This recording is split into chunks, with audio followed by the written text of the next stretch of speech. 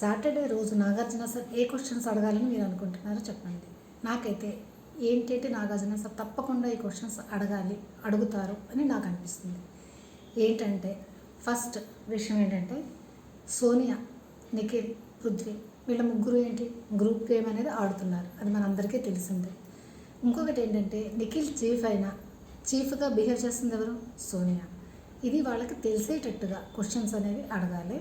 అంటే డైరెక్ట్గా కూడా అడగాలి ఆ క్వశ్చన్. అమ్మ చీఫ్ సోనియా లేయమ్మా అని అన్నారనుకోండి, ఒక్కసారి తనకి ఫ్యూజులు ఎగిరిపోతాయి. ఎందుకంటే తను బిహేవ్ చేస్తుంది అలాగే ఉంది కదా. ఇప్పుడు నాగమణికంట తీసినప్పుడు కూడా నీ ఉద్దేశం ఏంటి అలా చెప్తుంది అంతా. నబిల్ తీసినప్పుడు తిందే రియాక్షన్ అంతా. అందుకని చెప్పేసి ఫస్ట్ వచ్చిన వెంటనే చీఫ్ సోనియా లెగమ్మా అని అంటే ఇంకా అయిపోతుంది. అప్పుడు ఆ విషయం నిఖిల్ కూడా అర్థమవుతుంది. ఓకే, ఈ విధంగా బయట ప్రొటెక్ట్ అవుతుంది అంటే నాది తక్కువైపోయింది, ఈవిడ గారిది ఎక్కువైపోయింది అని చెప్పి తన క్యారెక్టర్ని కొంచెం మార్చుకోవచ్చు. ఎందుకంటే ఆడియన్స్ ప్లస్ హౌస్మేట్స్ ఏం కోరుకుంటున్నారంటే రియల్ నిఖిల్ ఎలా ఉంటాడు అని తెలుసుకుందామని అనుకుంటున్నాడు. అంటే ఇప్పుడు ఏ విధంగా ఉంటున్నాడో అలాగే ఉంటాడా, లేకపోతే ఇంకొక విధమైన ఫేస్ ఉన్నదా? తన రియల్ ఫేస్ అందరి ముందు రావాలి అంటే నాగార్జున సార్ ఈ క్వశ్చన్ తప్పకుండా ఏదో ఒక విధంగా పుట్ చేయాలి. అంటే లేకపోతే హౌస్మేట్స్ని అడగాలి. ఏంటంటే సీత టీంలోకి అందరూ వెళ్ళడానికి ఇష్టపడ్డారు, కానీ నిఖిల్ టీంలోనికి ఎవ్వరూ రావడానికి ఇష్టపడలేదు. ఆ విధంగానన్నా అడగాలి. ఎందుకంటే మీరు ఆ టీంలోనికి ఎందుకు వెళ్ళటం లేదు అని అడిగితే వాళ్ళు సమాధానం చెప్తారు కదా. అక్కడ మా సరైన రికగ్నేషన్ లేదని చెప్పేసి విష్ణుప్రియ ఆల్రెడీ చెప్పింది కదా. అందుకని ఇటువంటి క్వశ్చన్స్, ఇటువంటి వాళ్ళ దగ్గర సమాధానాలు వినన్న నిఖిల్, సోనియా మారుతారేమో. కానీ క్వశ్చన్స్ ఎలా ఉంటాయంటే ఆల్రెడీ సోనియా వెళ్ళిపోతుంది అనుకోండి హౌస్లోంచి, అప్పుడు ఈ క్వశ్చన్స్ అడిగే అవసరం లేదు. ఒకవేళ సోనియా ఉంటుంది అంటే ఈ క్వశ్చన్ తప్పకుండా తీసుకుని వస్తారని కూడా అనుకుంటున్నాను. ఈ విషయాన్ని ఎలాగైనా సరే. నెక్స్ట్ ఇంకో క్వశ్చన్ ఏంటంటే సాక్రిఫైస్ విషయం. నాగమణికంటని అడుగుతాడు, నువ్వు సాక్రిఫైస్ చేస్తానన్నావు కదా, మళ్ళీ నో అని ఎందుకు అన్నావు నువ్వు అని చెప్పేసి అని అంటాడు. అప్పుడు నాగమణికంట ఒప్పుకుంటాడా? అస్సలు ఒప్పుకోడు. ఎందుకంటే నాగమణికంట నా అంతటి నేను సాక్రిఫైస్ చేస్తాను అని తన నోటితో తను అనలేదు. ఎప్పుడు బిగ్ బాస్ నుంచి లెటర్ రాకముందు నిఖిల్తో వెళ్ళి మాట్లాడతాడు. నిఖిల్ గివప్ ఇచ్చేస్తాడేమో అని చెప్పేసి ఆ టైంలో అంటే నువ్వు గివప్ ఇవ్వకు, ఒకవేళ అవసరమా సిచ్యువేషన్కి వస్తే నేను ఉన్నాను అని చెప్తాడు. అది ఇప్పుడు బిగ్ బాస్ నుంచి లెటర్ రాకుంది. లెటర్ వచ్చిన తర్వాత నా మాట అంట కదా సాక్రిఫైస్ చేస్తానని చెప్పి అప్పుడే వాళ్ళ క్లాన్లో మెంబర్స్ అందరూ కలిపి తను తీసేస్తాడు. ముందుగా సోనియా, యష్మి అయితే ముందుకు వస్తారు. ఇది కదా జరిగింది. అందుకని ఈ క్వశ్చన్ కూడా అడగాలి. ఎందుకంటే అప్పుడు అక్కడ ఉన్న హౌస్మేట్స్కి, నిఖిల్ క్లాన్ వాళ్ళకి అందరికీ ఒక క్లారిటీ అనేది వస్తుంది. అందుకని నాగమణికంట సాక్రిఫైస్ విషయం కూడా తప్పకుండా అడుగుతారు. తర్వాత నాగమణికంట డిప్రెషన్లోకి వెళ్ళిపోతున్నాడు కదా కొంచెం ఒక విధంగా. ఎందుకంటే ఆ క్లాన్ మెంబర్లు అందరూ కలిపి నాగమణికి ఒక పిచ్చోని చేసినట్టు చేసేస్తున్నాడు. తనకి ఒక డిగ్నిఫిటీ కానీ ఐడెంటిఫై కానీ లేకుండా చేస్తున్నారు. అందుకని తనకి కొంచెం పుషప్ అనేది ఇవ్వాలి నాగమణి. అప్పుడు తను ఏంటంటే తను డౌన్ అయిపోతున్నాడు కదా, ఆ డౌన్ కొంచెం పెంచుకోగలుగుతాడు. తన మీద తనకు కాన్ఫిడెన్స్ అనేది వస్తుంది. ఎందుకంటే తను కాన్ఫిడెన్స్గానే ఉంటాడు, కానీ పక్క వాళ్ళు అన్న మాటలకి ఏ మాట కరెక్టా, ఏ మాట కరెక్ట్ కాదా, ఏ విధంగా మాట్లాడాలనేది తను తెలియట్లేదు. అందుకని కొన్ని వీడియోస్ ప్లే చేసి నువ్వు చెప్పింది కరెక్టే అని చెప్తే ఏంటంటే నాగమణి కంటే కొంచెం సెల్ఫ్ కాన్ఫిడెన్స్ అనేది పెరుగుతుంది.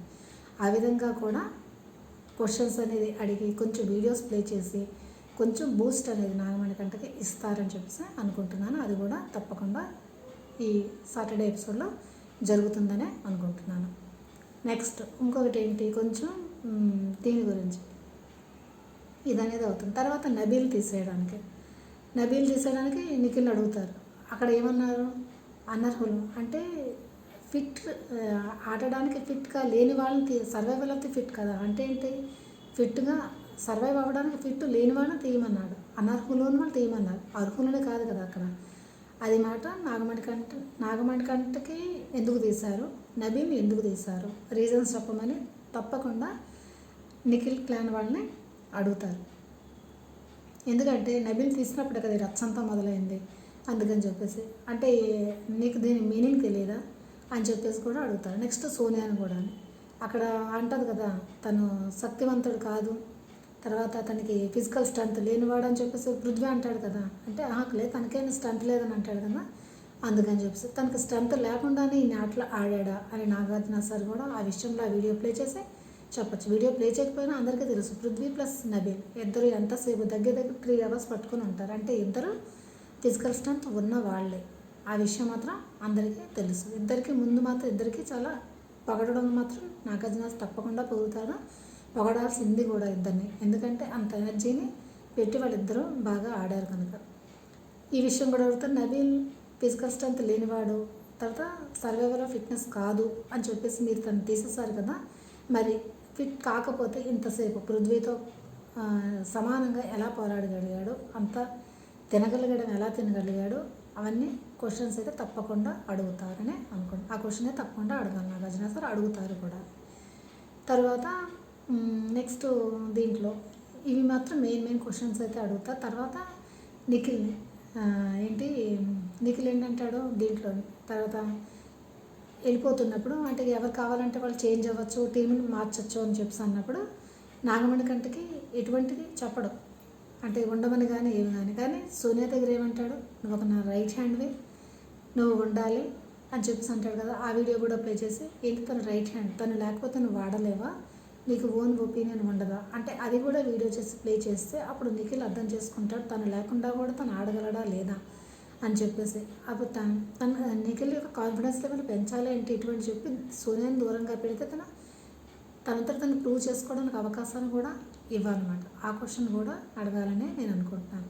ఇటువంటి క్వశ్చన్స్ అడిగితేనే నిఖిల్ తనంతట తానుగా అంటే తను ఏంటి అనేది ఆడియన్స్కి చూపించగలుగుతాడు. లేకపోతే ఏంటంటే అలాగే సర్వైవ్ అయిపోతూ ఉంటాడు. అదేంటే టాప్ 5లోకి రావచ్చు నిఖిల్, కానీ ఎవరికి ఇంట్రెస్ట్ ఉండదు. ఏదో వచ్చాడని చెప్పేసి ఇప్పుడే చికాకు వచ్చేస్తుంది నిఖిల్ చూడడానికి ఎవరికైనా సరే. గేమ్స్ ఒకటి ఆడతాడు, గేమ్స్ తప్ప తనది ఏమన్నా ఉందో అసలు రోలు, అసలు హౌస్లో తన రోల్ అనేది లేదు, డమ్మీ ఫిగర్ అయిపోయాడు.